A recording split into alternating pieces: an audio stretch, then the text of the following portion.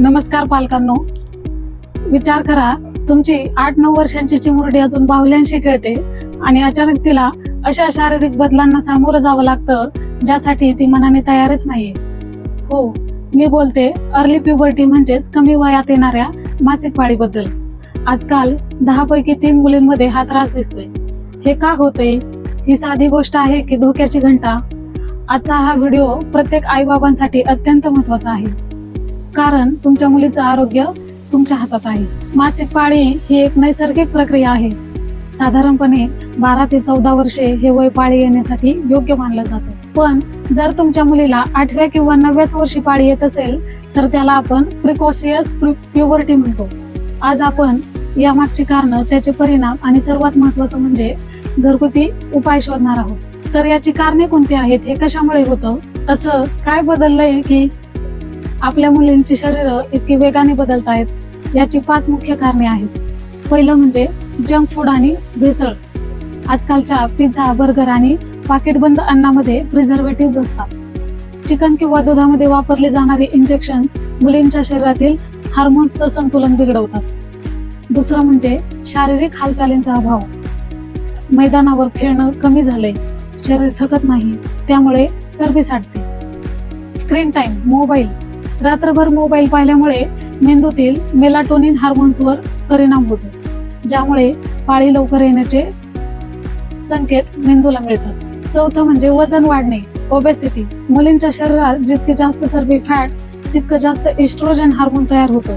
हेच हार्मोन पाळी लवकर येण्यास कारणीभूत ठरतात. 5वं म्हणजे प्लास्टिकचा वापर. प्लास्टिकच्या बाटल्या किंवा डब्यातून गरम जेवण देणं थांबवा. यातील केमिकल्स हार्मोनल इम्बॅलन्स करतात. तर याचे धोके कोणते आहेत? जर आपण याकडे दुर्लक्ष केलं तर काय होईल? सगळ्यात महत्वाचं उंची खुंटणे. पाळी लवकर आली की हाडांची वाढ लवकर थांबते आणि मुलींची उंची कमी राहू शकते. PCOSचा धोका. भविष्यात वंध्यत्व किंवा गर्भाशयाचे आजार होऊ शकतात. तिसरं म्हणजे मानसिक ताण. विचार करा, त्या लहान मुलीला रक्ताचे डाग पाहून किती भीती वाटत असेल. ती मानसिकरित्या खचू शकते. पालकांनो, ही लक्षणे वेळीच ओळखा. पहिलं म्हणजे 8 वर्षांच्या आधीच स्तनांची वाढ होणे. दुसरं म्हणजे चेहऱ्यावर मुरुम किंवा पिंपल्स येणे. तिसरं म्हणजे स्वभाव चिडचिड होणे किंवा अचानक रडू येणे. चौथं, काखेत किंवा गुप्तांगावर केस येणे.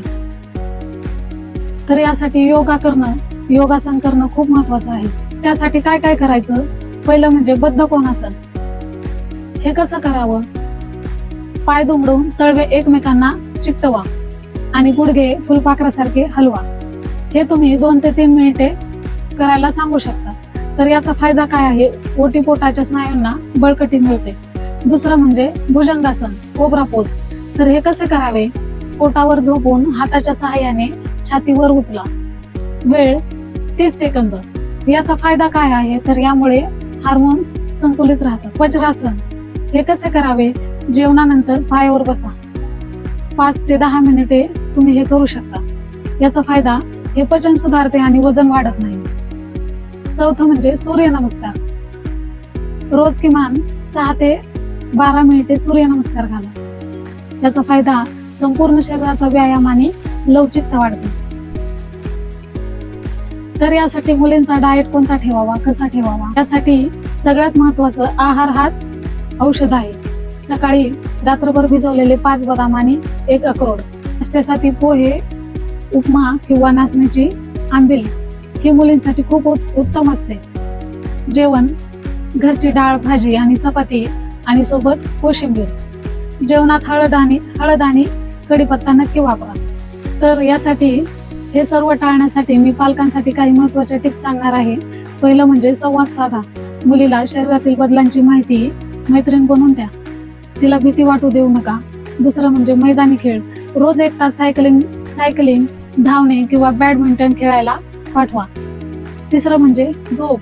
रात्री 9:30 पर्यंत मुलींना झोपवा. अंधारात झोपल्याने हार्मोन्स चांगले राहतात. चौथं म्हणजे प्रेम द्या. तिला सांगा की हे नैसर्गिक आहे आणि तू एकटी नाहीस. तर पालकांनो, आपल्या मुलींचे बालपण जपण्यासाठी आजच तिच्या जीवनशैलीत बदल करा. हा व्हिडिओ महाराष्ट्रातील प्रत्येक घराघरापर्यंत पोहोचवा, जेणेकरून कोणत्याही मुलीला या त्रासाला एकटं सामोरं जावं लागणार नाही. व्हिडिओ आवडला असेल तर लाईक करा, तुमच्या शंका कमेंटमध्ये विचारा आणि आपल्या चॅनलला सबस्क्राईब करायला विसरू नका. धन्यवाद.